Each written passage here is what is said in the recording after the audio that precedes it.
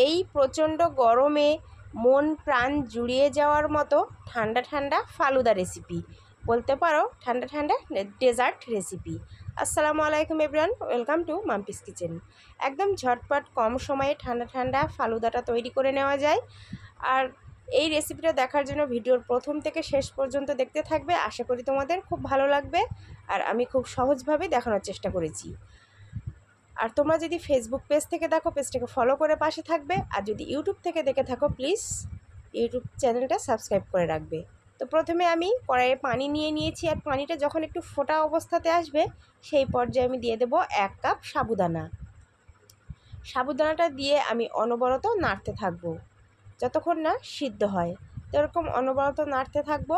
আর সাবুদানাটার কিন্তু কালারটা একদম চেঞ্জ হয়ে আসবে, একদম মানে কাঁচের মতো কালারটা চলে আসবে। আর সুন্দর একটু কালারের জন্য আমি এখানে দিয়ে দিচ্ছি সামান্য একটু লাল ফুড কালার।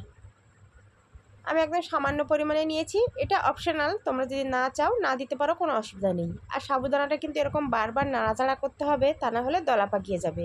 আর যদিও দলা পাকিয়ে যায় তাতেও খুব একটা অসুবিধা নেই, ভয় নেই, মানে ঠান্ডা পানিতে দিলে সেটা আবার ঠিক হয়ে যাবে।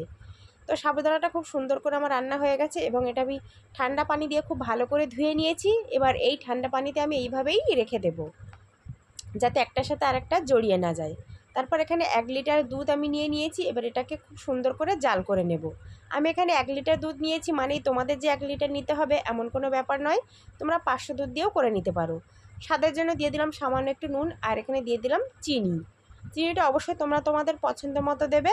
তারপর চিনিটা খুব সুন্দর করে মিশিয়ে নেব যতক্ষণ না চিনিটা একটু ভালো করে গলে যায়। তো দুধটা আমি ফুটে ওঠা পর্যন্ত আমি অপেক্ষা করব। আর এরকম অনবরত কিন্তু নাড়তে থাকতে হবে, তা না হলে তলাতে মানে নিচে পুড়ে যাওয়ার ভয় থাকে। আর দুধটা আমি অনেকক্ষণ ধরে ফুটিয়ে গাঢ় করব না, তার জন্য আমি এখানে ঠান্ডা পানিতে একটু কর্নফ্লাওয়ার গুলিয়ে এটাকে দিয়ে দিলাম। এটা ছোট্ট একটা টিপস বলতে পারো, কেননা আমরা 1 লিটার দুধ যদি ফুটিয়ে ফেলতে থাকি তাহলে 500 দুধে পরিণত হবে। আর এটা যদি কর্নফ্লাওয়ার গোলাটা একটু দিয়ে দিই তাহলে না কম সময়ও লাগবে, আর দুধটা ঠিকঠাক থাকবে, একটু ঘন আকারটা চলে আসবে। তো এখানে দুধ কিন্তু আমাদের খুব সুন্দরভাবে গাঢ় হয়ে গেছে। তো এখানে দিয়ে দিলাম আগে থেকে সিদ্ধ করে রাখা সাবুদানা। তো সাবুদানাটা দিয়েও আমি আবারও খুব সুন্দর করে আমি নাড়াচাড়া করে নেব, যাতে খুব সুন্দর করে সাবুদানাটা দুধের সাথে মিশে যায়। আর দেখতেই পাচ্ছ, তোমাদের আমি একটু দেখিয়ে দিই, তোমরা এটা স্কিপ করবে। একটু মশা পড়েছিল, যেহেতু কারেন্টের আলোয় ভিডিওটা করছি, তো সেটা তুলে ফেলে দিলাম। তো এরকম অনবরত নাড়তে নাড়তে কিন্তু সাবুদানাটা খুব সুন্দর করে ছড়িয়ে আর দুধের সাথে মিশে যাবে। আর দুধটা দেখতেই পাচ্ছ আগের থেকে খুব সুন্দর কিন্তু ঘন হয়ে এসেছে। এই পর্যায়ে এটা আমরা নামিয়ে খুব সুন্দরভাবে ঠান্ডা করে নেব। তারপর এমনি পাকার হাওয়ায় ঠান্ডা করে নেব, তারপর একটু ফ্রিজে রাখবো খুব সুন্দরভাবে, আর একটু যেন ঠান্ডা হয়, যেহেতু এটা ঠান্ডা খেতে ভালো লাগে। তো আমি ফ্রিজ থেকে বের করে নিয়েছি, আর দেখতেই পাচ্ছ ফ্রিজে রাখার ফলে কিন্তু আর একটু ঘন হয়ে গেছে খুব সুন্দরভাবে। এবার আগে থেকে আমি সিদ্ধ করে রেখেছিলাম চাউমিন বা নুডলস, সেটাই আমি দিয়ে দিলাম। আর এই নুডলস সিদ্ধ করাটা আর দেখালাম না, এটা যেরকম নর্মালি আমরা নুডলস সিদ্ধ করি সেইভাবেই আমি সিদ্ধ করে নিয়েছি। এবার আমি নুডলসটা এখানে দিয়ে দিয়েছি। আমি একটু পরিমাণটা বেশিই নিয়েছি, যেহেতু এখানে 1 লিটার দুধ আছে আর অনেকটা পরিমাণে করব, বাড়ির সবাই মিলে সব সদস্যরাই খাবো। তো তোমাদের প্রয়োজন বুঝে তোমরা বাড়িয়ে অথবা কমিয়ে নেবে অবশ্যই। আমার দেখেই যে অনেকটা পরিমাণে করতে হবে এমন কোনো ব্যাপার নয়। তো এটাকে আমি খুব সুন্দর করে মিশিয়ে নিয়েছি। তারপর কিছুটা বেদানা আমি এইভাবে দিয়ে দিলাম। ফল কিন্তু একেবারে অপশনাল, দিলে খেতে ভালো লাগে, আর না দিলে যে খাওয়া যাবে না বা খেতে ভালো লাগবে না এমন কোনো ব্যাপার না। তো আমি এখানে 2টো কলা আমি এইভাবে এখান থেকে সুন্দর করে কেটে দিয়ে দিলাম। তো আমি এখানে 2টো কলা ব্যবহার করছি, তোমরা চাইলে একটা কলাও দিতে পারো। আর বারবার বলছি, ফলটা যে দিতেই হবে এমন কোনো ব্যাপার না।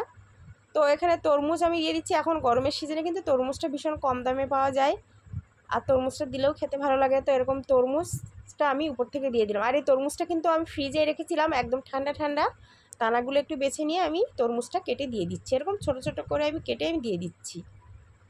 তরমুজটা দিলে দেখতেও খুব সুন্দর লাগে, যেহেতু দুধটা সাদা, তার মধ্যে যদি লাল লাল এরকম ফল পড়ে দেখতে বেশ ভালোই লাগে। তো তারপরে একত্রে আমি সব খুব সুন্দর করে মিশিয়ে নিচ্ছি। আর এখানে দেখতেই পাচ্ছ বেশ অনেকটা কিন্তু ফালুদা হয়েছে। তো এটা আমি একদম মানে দুধটা সাবুটা তো আমি ফ্রিজে রেখেছিলাম, আর ফলগুলোও কিন্তু ফ্রিজে ছিল। তো এরকম আমি খুব সুন্দর করে ঠান্ডা ঠান্ডা ফালুদা বলো আর ডেজার্টটি বলো আমি খুব সুন্দর করে মিক্সড করে নিয়েছি। তারপর পরিবেশনের জন্য এরকম গ্লাসের চারিদিক থেকে আমি দেখতে একটু সুন্দরের জন্য আমি রোয়াবজা দিয়ে দিলাম। তোমাদের কাছে যদি না থাকে এটা দেওয়ার কোনো দরকার নেই, আমি যেহেতু ভিডিও করছি দেখতে সুন্দরের জন্য আমি এটা দিয়ে দিলাম। তো আমি দুটো গ্লাসেই সেমভাবে এরকম সুন্দর করে একটু ডিজাইন করে নিচ্ছি বা ডেকোরেশন করে নিচ্ছি, যাই বলো না কেন। তারপর ফালুদাগুলো আমি গ্লাসে পরিবেশন করব, এরকম চামচের মধ্যে করে নিয়ে যাতে একটু দিতে সুবিধা হয় আমি সেইভাবে আমি দিয়ে দিচ্ছি। তো তোমরা অবশ্যই এই প্রচণ্ড গরমে কিন্তু এই ফালুদা বা ডেজার্ট রেসিপিটা একবার বাড়িতে ট্রাই করতে পারো, খেতে ভীষণ ভালো লাগে আর বাড়ির বাচ্চারাও কিন্তু ভীষণ পছন্দ করবে। আর এটা অবশ্যই হেলদি আর অনেকক্ষণ পেটও কিন্তু ভরা থাকে। তো উপর থেকে আমি কলা আর বেদানা এইভাবে একটু সার্ভ করেছি দেখতে সুন্দরের জন্য। আবারও বলছি যে ফল দিতে হবে এমন কোনো ব্যাপার নয়। আর বাড়ির ছোটরা কিন্তু এইভাবে যদি ফালুদা পায় বাড়িতে বসেই তাহলে কিন্তু ভীষণ খুশি হয়ে যাবে।